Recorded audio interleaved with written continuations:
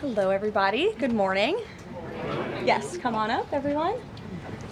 Lovely officials with me today. All right. Dr. Carson, come on up. Thank you so much. Good morning and Happy New Year, everybody. It's great to see you. It's great to be with a very packed room. I'm sorry we kept you all very busy over the holiday break. And I know there is a lot of news out there today, both here at home and around the world. I will be happy to take all of your questions on all of that news. But first, I'm really honored to be standing up here today with esteemed members of the President's Cabinet and his health team to make an important announcement with respect to the President's domestic promise to make America healthy again as we kick off the new year. In less than a year in office, the President and his incredible MAHA team have made real progress on this front. Here are just a few of the significant MAHA achievements thus far. More than a dozen food manufacturers and trade associations have made commitments to remove artificial and petroleum-based food dyes from their products. The Trump administration took strong action to bar hospitals from performing dangerous, irreversible, life-altering transgender procedures on children. The Trump administration announced funding awards to states through the Rural Health Transformation Program, an unprecedented $50 billion investment established under President Trump's One Big Beautiful Bill.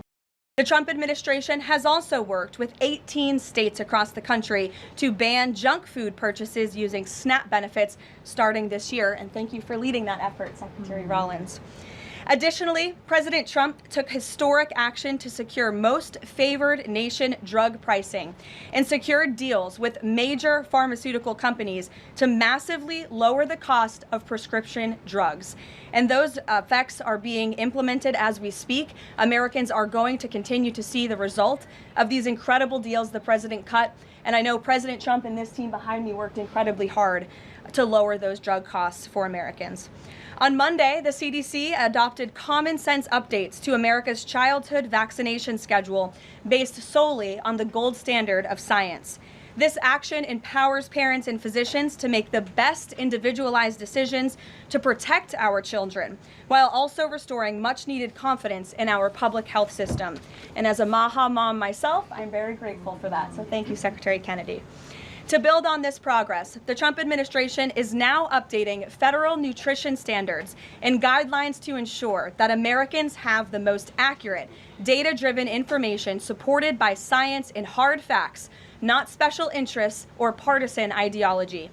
President Trump has tasked two of the great individuals behind me, USDA Secretary Rollins and HHS Secretary Kennedy, with collaborating on this vitally important project. And today they are here to officially unveil the 2025 to 2030 dietary guidelines for America. These new guidelines are informed by the best and most reliable research on health and nutrition, particularly as it relates to the role of our diets and the prevalence of chronic disease in the country. They are also These guidelines are easy to read and understand, so every American, young and old, can access this information that literally has the power to change lives. But these are not just an updated guideline. These are the foundation to all federal food programs in our country. These new guidelines are going to update the food that is served to America's children in our public schools, to the plates that are served to our great men in uniform in our military, our veterans, and the food that they are consuming at the VA. And these new guidelines are also going to impact nutritional programs for the needy in our country, such as WIC and Head Start. Unfortunately, for decades, federal dollars has promoted low-quality, highly processed foods that lead to scores of long-term health issues, which means Americans have gone broke because of these health issues. Faulty dietary guidelines of the past stacked the deck against healthy eating and food options for everyday American families, which has fueled the chronic disease epidemic and jacked up the healthcare costs of households across the country. This failed approach in our public health system ends today.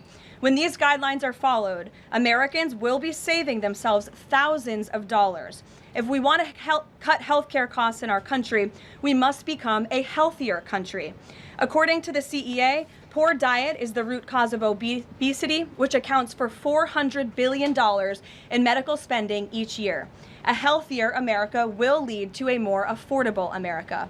The new dietary guidelines from the Trump administration will ensure federal dollars go to real food to improve public health and therefore save the American people their hard-earned cash over the course of their lives. So with that, I am going to hand it over to Secretary Kennedy. The great people behind me will give remarks, and then we'll get into Q&A for the officials that are here on this specific topic.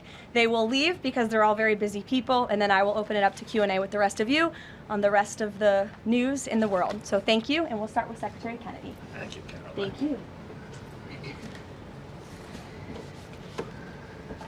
Today marks a decisive change in federal nutrition policy, made possible by President Trump's leadership and the work of MAHA moms and public health advocates who demanded reform. Today, in accordance with President Trump's directive, Brooke and I will release the dietary guidelines for Americans 2025 to 2030, the most significant reset of federal nutrition policy in history. These guidelines replace corporate-driven assumptions with common sense goals and gold standard scientific integrity. These new guidelines will revolutionize our nation's food culture and make America healthy again. For decades, Americans have grown sicker while healthcare costs have soared.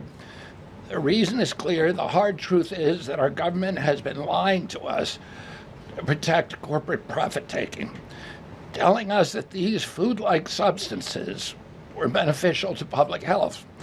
Federal policy promoted and subsidized highly processed foods and refined carbohydrates and turned a blind eye to the disastrous consequences. Today, the lies stop. The new guidelines recognize that whole, nutrient-dense food is the most effective path to better health and lower healthcare costs. Protein and healthy fats are essential and were wrongly discouraged in prior dietary guidelines. We are ending the war on saturated fats. Diets rich in vegetables and fruits reduce disease risk more effectively than many drugs. Whole grains outperform refined carbohydrates. Added sugars, especially sugar-sweetened beverages, drive metabolic disease, and today our government declares war on added sugar. Highly processed foods loaded with additives, added sugar, and excess salt damage health and should be avoided. As Secretary of Health and Human Services, my message is clear: eat real food. Nothing matters more for healthcare outcomes, economic productivity, military readiness, and fiscal stability. The dietary guidelines shape dozens of federal feeding programs, including Head Start. These standards affect 45 million school lunches every day, meals for 1.3 million active duty service members, and food served to 9 million veterans in VA hospitals. Today begins the work of aligning those programs with affordable, whole, nutrient-dense food. Implementation requires coordination across the government. I'm working with many of my fellow cabinet secretaries to deliver results. I want to thank Bobby Mukamala, thank you very much, who is the president of the American Medical Association, for committing to mobilize the medical community on nutrition. And I thank also the American Academy of Pediatrics for partnering on this effort. I also look forward to working with Dr. Jay Bhattacharya and Dr. Marty Makary to fund and prioritize rigorous nutrition research at the NIH and at the FDA. The stakes are measurable and severe. A Johns Hopkins analysis estimates that 48% of every federal taxpayer dollar now goes to healthcare. The CDC reports that 90% of healthcare spending treats chronic disease. That means that 40%, 40 cents of every dollar that taxpayers pay in this country is going to treat diseases that could be averted through good food. The United States has the highest obesity and type 2 diabetes rate in the developed world. We spend 3 times more per capita than the European nation, the European Union on health care, yet our life expectancy is 5 years lower, largely due to diet-related chronic disease. Our childhood obesity rate is 5 times higher than countries like France. 1/3 of U.S. teens have prediabetes, over 35% are overweight or obese, and 20% of young adults have non-alcoholic fatty liver disease. 77% of military-aged Americans are ineligible for military service because of diet-related conditions. If a foreign adversary sought to destroy the health of our children, to cripple our economy, to weaken our national security, there would be no better strategy than to addict us to ultra-processed foods. It's shocking that our own government helped to drive these cataclysmic changes in our diet. The damage is real, it is preventable, and President Trump has ordered it to end. If the United States reduced obesity, type 2 diabetes, heart disease, and Alzheimer's to Japanese levels, we would save approximately $600 billion a year.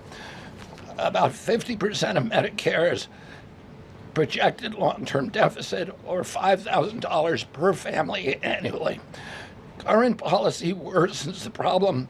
42 million Americans rely on SNAP, where common purchases include sugary drinks, candy, and chips. 78% of SNAP recipients are enrolled in Medicaid, and 90% of Medicaid spending goes to chronic disease. These incentives raise healthcare costs and undermine health. This must change. The new framework centers on protein and healthy fats, vegetables, fruits, and whole grains. And you can see the food pyramid here.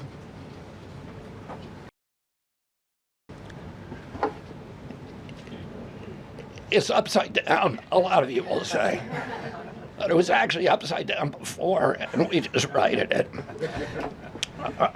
For the first time, the dietary guidelines directly address ultra-processed foods and set firm sugar limits in federal procurement, driving a significant reduction in added sugar in school meals. I want to thank President Trump for his leadership and the partners committed to ensuring that federal food dollars support real food and better health. Thank you. And I want to introduce my partner and a friend, Brooke Rollins, who is an extraordinary collaborator on this. Thank you. Well, good morning, everyone. Happy New Year. What a honor to be here. I think this is Karoline's first press conference back, and what a great way to start the new year, 2026. I want to thank Secretary Kennedy. Your commitment to the well-being of Americans is such a blessing to this nation. We have been working on these new dietary guidelines really since almost day one. Bobby and I were voted on the same day and sworn in on the same day. So I think the partnership from minute one has been real and extraordinary. As Secretary Kennedy mentioned, America is in the middle of the worst chronic health crisis in our nation's history.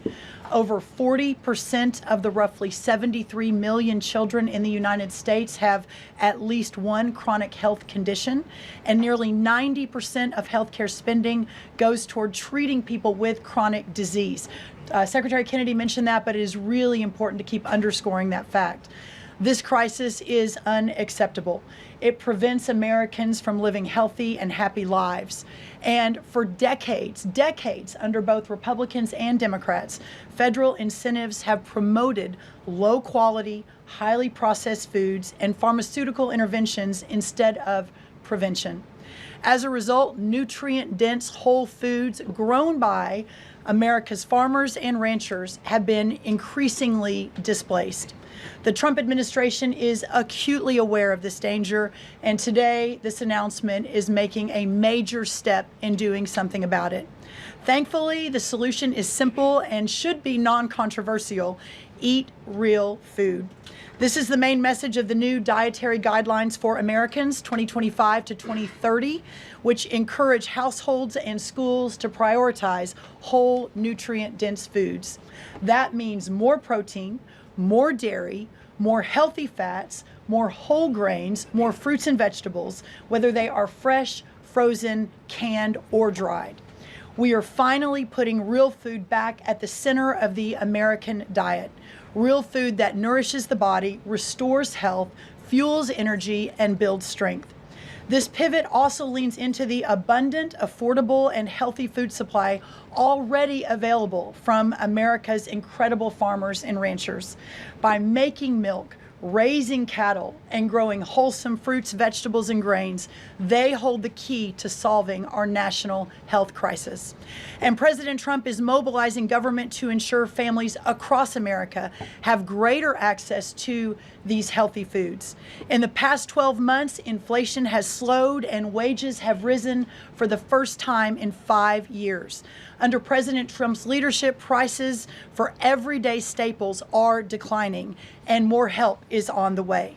Recent data show that fruits, vegetables, dairy, and proteins, including eggs, pork, and ground beef, are becoming even more affordable every day for our American people. American households enjoy the most affordable and abundant food in the world, and today's release only reinforces that reality.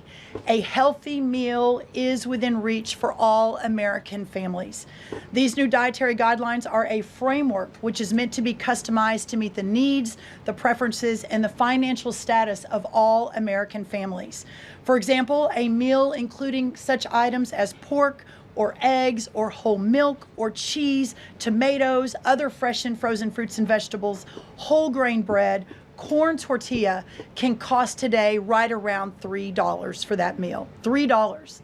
And soon USDA will finalize our stocking standards, which means that those businesses in America that take the SNAP benefit, what they are required to stock in order to take that benefit, by the way, that's almost 250,000 retailers across America, that very soon we will be finalizing that rule that will mandate all 250,000 retailers in America double the type of staple foods that they provide for America's SNAP households.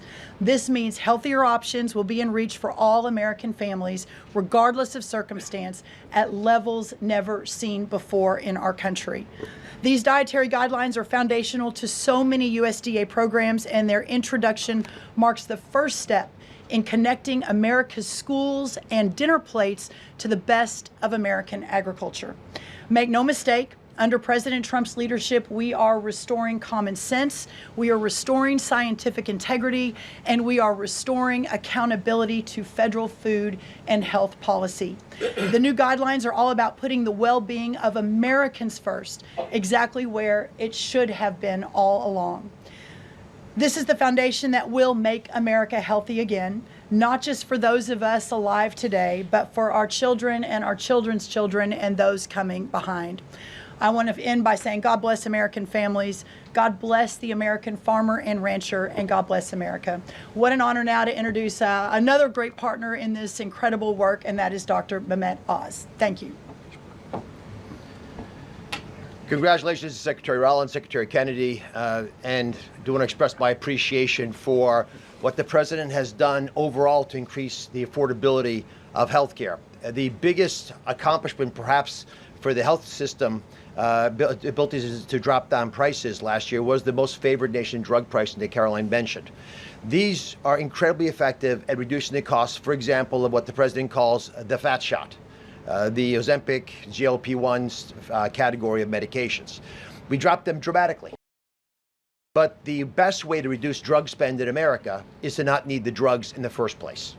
What you're hearing today with these dietary guideline adjustments are going to be massively effective, and not just dropping the need for us to buy these weight loss drugs, but buy these expensive drugs for autoimmune problems. We have evidence that food is medicine when it comes to conditions as varied as mental health issues from Alzheimer's and depression to fundamental realities of how children learn in school. So the question then becomes, what is this actually going to do in dollars and cents? And I had the group at CMS run some numbers for us to try to give you concrete assessments of how much this will drop the spend that the federal taxpayer must make for Medicare and Medicaid. And I'm more optimistic today than ever that we can address the fast rising rate of healthcare expenses in America because of movements like this. Right now, we're increasing health expenditures in America at roughly twice the rate of the GDP growth. We will correct that if we can get America to be healthier, because you can't be a wealthy nation without being a healthy nation. So 2 numbers for you to remember. The first is $30 billion. Why? 30% of healthcare costs are directly attributable to obesity. I'm not talking about indirect associated expenses, which are also present, but a very conservative number, 30%, are directly attributed to obesity. That's about $300 billion a year for just Medicare, If we were to affect obesity by 10%, which is an incredibly conservative and justifiable assumption that has been borne out in evidence-based dietary experiments, and trials, just that alone is $30 billion of reduction of expenses for Medicare rather. That's also obviously correlated with Medicaid reduction in spending. In Medicaid, it's a different opportunity because in Medicaid, we educate children. 53% of children in America are covered by Medicaid or CHIP. And we have programs to teach kids and their parents what to eat, and how to make these dietary guidelines that Secretary Rollins, Secretary Kennedy have crafted with their teams into practice. It will dramatically change the natural history of how children are able to participate in life. But let me give you one last number. If we're able to get the average American, who today retires on average at age 61, get them just to work 1 year longer, because they feel so vital, so strong, so bullish about their future, because they're feeding their bodies nutrients that are essential to their high-functioning productivity, we will increase the overall GDP of our nation by trillions of dollars. So we will reduce healthcare expenses. At the same time, we jazz up the U.S. economy with trillions of dollars created by the productivity of American workers. God bless you both for making the DGA feasible and making it perhaps the wisest investment we could make in our communities. Marty Makary is one of my closest friends, the powerful leader of the FDA who's been taking brave steps along the line and has additional insights. Thanks. Thank you, Dr. Oz. Today marks the beginning of the end of an era of medical dogma on nutrition. For decades, we've been fed a corrupt food pyramid that has had a myopic focus on demonizing natural, healthy, saturated fats, telling you not to eat eggs and steak, and ignoring a giant blind spot. Refined carbohydrates, added sugars, ultra-processed food. This study in JAMA now shows that 60% to 70% of kids are getting their calories from ultra-processed foods. That's an epidemic. We now have a generation of kids addicted to refined carbohydrates, low in protein. They are literally nitrogen negative because we've used old flawed studies that used urine nitrogen to estimate body protein metabolism, and they missed the mark. The old guidelines had such a low protein recommendation that we are increasing that by 50 to 100%. Kids need protein. The old protein guidelines were to prevent starvation and withering away. These new protein guidelines are designed for American kids to thrive, and they're based on science, not on dogma. We have 40% of our kids now with a chronic disease. It is not their fault. This is something that is the result of bad advice from the government and a medical establishment that for decades peddled research from a flawed 1960s model. Today, we are setting the record straight. This is not a willpower problem of our nation's kids. This is something adults have done to kids, and we're going to fix it. And so, as Dr. Oz said, the best way to lower drug prices is for people to stop taking drugs they don't need. We are going to finally address the root causes of our broken healthcare system: insulin resistance and general body inflammation, advanced by the protein-poor, micronutrient-poor, ultra-processed, refined carbohydrate diet that kids are addicted to today.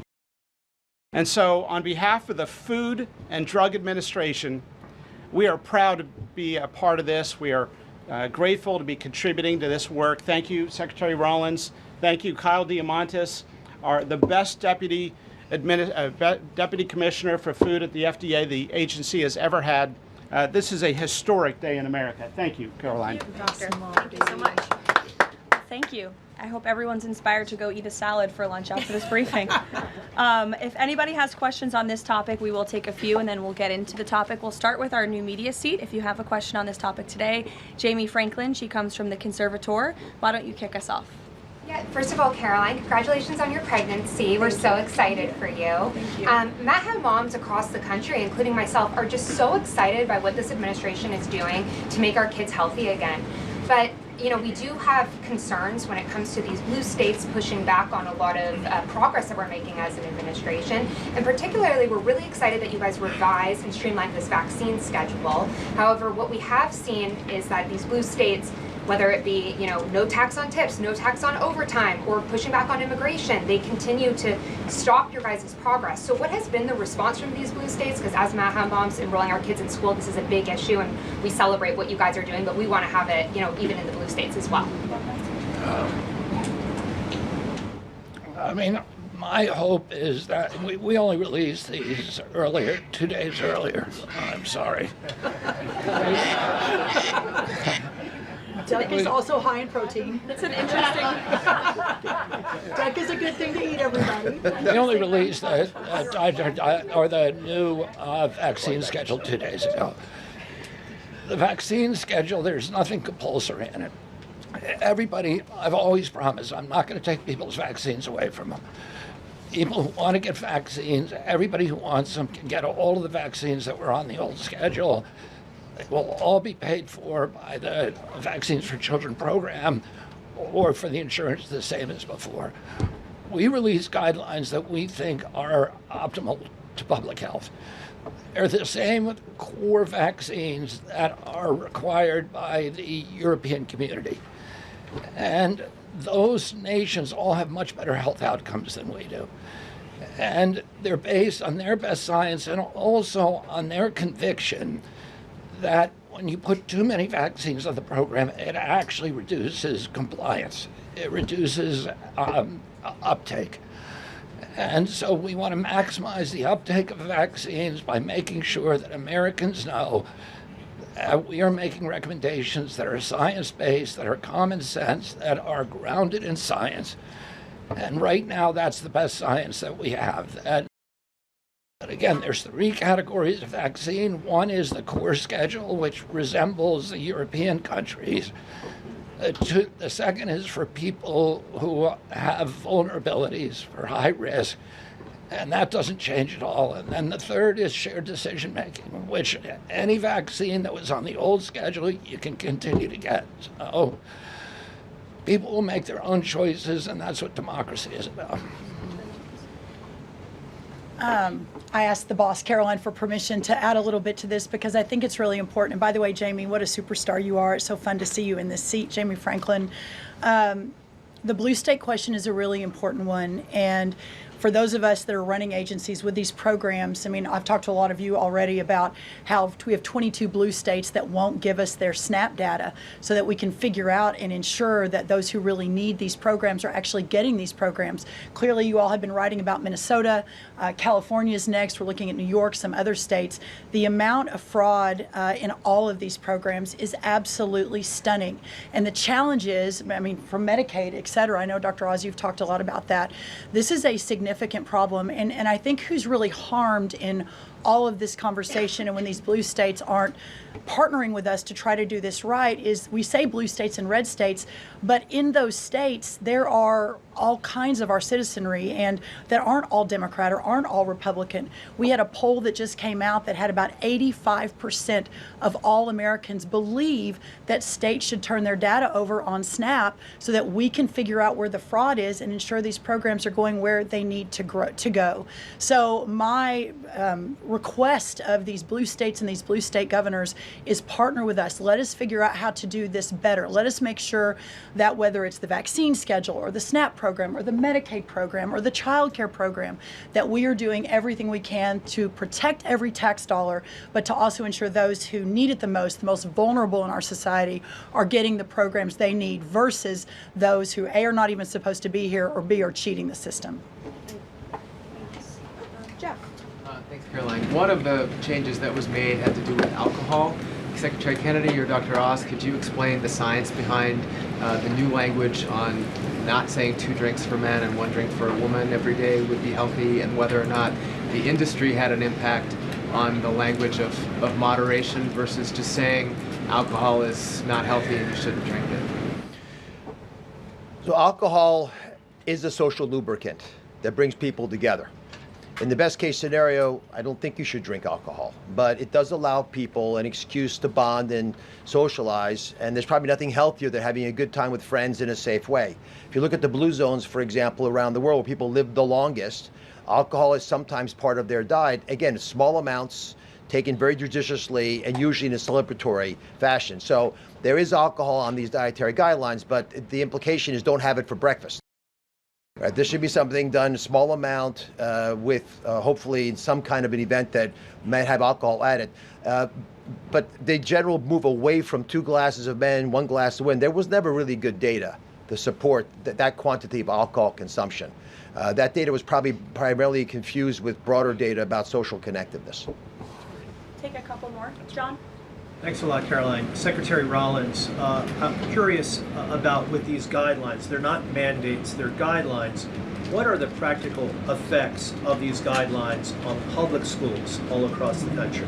Well, today begins thank you, John. It's good to see you. Today begins the first day now in a recalibration of the rules, whether it's school lunches, whether it's the SNAP program, whether it's as veterans were mentioned, our prison system, that now we begin the process of implementing and redrafting the rules to reflect what this new dietary guidelines for Americans actually is doing to our food system. So there is a lot of work to do. Nothing changes overnight, but as I think we've proven, this administration moves very, very quickly on all fronts, 7 days a week, 365 days a year, and so you'll begin to see some real changes coming very soon. As everyone is aware, for many of our most vulnerable in the margins in our communities, the school lunch is often the best place for our children to get the healthiest meal. Hopefully with stocking standards and reworking SNAP and the SNAP waivers we've done, that begins to change too. But right now, that is going to be the single most important, from my perspective, move forward, is the school lunches and making sure that we're getting the right amount, the best amount, and most nutrient-dense foods into the schools. Thank you. You also mentioned, Secretary Rollins, cost when you had your remarks a little bit earlier. Is eating healthier more cost-effective? Is it cheaper than just having a diet of processed foods? I had a whole chart to show you, but left it in the back, unfortunately, that yes, indeed, that eating healthy, for the most part, we've got 100 simulations, is actually less expensive. The challenge is the access to those healthy foods, especially in parts of America where they have food deserts. They don't have a H-E-B or a Kroger or a Central Market. These are all Texan grocery stores, but whatever similar across the country. But that is why these stocking standards in SNAP are so important. So if you have a economically challenged family and the only place they're getting their food is the 7-Eleven, we have a longer term important policy priority, and that is getting grocery stores into these lower margin communities. But for now, requiring those retailers, those 250,000 retailers across America, to double their stocking of healthier foods, that will allow us to immediately get these better foods into all communities, but especially the most vulnerable. Thank you, John. Let me just add something to that. Brooke and I are working on a program. Affordability is the priority for the president. And we know we have to make it easy and accessible for healthy foods for every American. And we believe we can do that. We think affordable food is within reach of every American family. We are working on a education and information program that will allow American families all over the country to come onto our website and find the healthiest foods at the lowest cost for themselves. I'd also just add this. The idea that a cheap meal made of processed food is cheap is an illusion, because you're paying for it on the back end. You're paying for it with diabetes, with obesity, with illness. And if you internalize that cost of the meal, it would be a tiny fraction of the long-term cost of eating bad food. So we'll take one more in the white blazer. Thank you. Caroline. Secretary Kennedy, you mentioned healthy fats, but also ending the war on saturated fats. Can you clarify how much saturated fats Americans should be consuming? I'm going to let Marty take that, since he wrote a book about it. Look, the old dogma in the 1960s when Eisenhower had his heart attack and Ansel Keys said it was the saturated fat. That's never been substantiated. And so that flawed research has become dogma over the years, and eventually the conversation was sidelined. In this new guidance, we are telling young people, kids, schools, you don't need to tiptoe around fat and dairy. You don't need to push low-fat milk to kids. And we are maintaining the 10% of calories as saturated fat in the guidance. The real issue is protein. The fact that 60 to 70% of the calories of kids today in America is ultra-processed food. These are the issues that have become giant blind spots where we're now putting attention. And we hope that there are conversations in every school board in America, in every church and synagogue and house of worship, every home in America will now have conversations. We've got to talk about school lunch programs, not just putting 6-year-olds on Ozempic. Food can be curative. We've got to talk about the microbiome and fiber and healthy whole grains and the good soil that food comes from and the healthy, clean waters and good farming techniques. So that's the focus of this guidance. Thank you. Great. Some of you may be wondering why Dr. Carson is here. He is our National Nutrition Advisor working alongside Secretary Kennedy, and he's played a big role in this effort. So I want to thank you so much, Dr. Carson, for being here today. And thank all of you for being here today. I know you're all very busy people, and these people have a lot of questions on things other than diet, I'm sure. So I'm going to get to work, and thank you guys so much for coming. Thanks, everybody. Thank you. Thank you. Okay, thanks. All righty.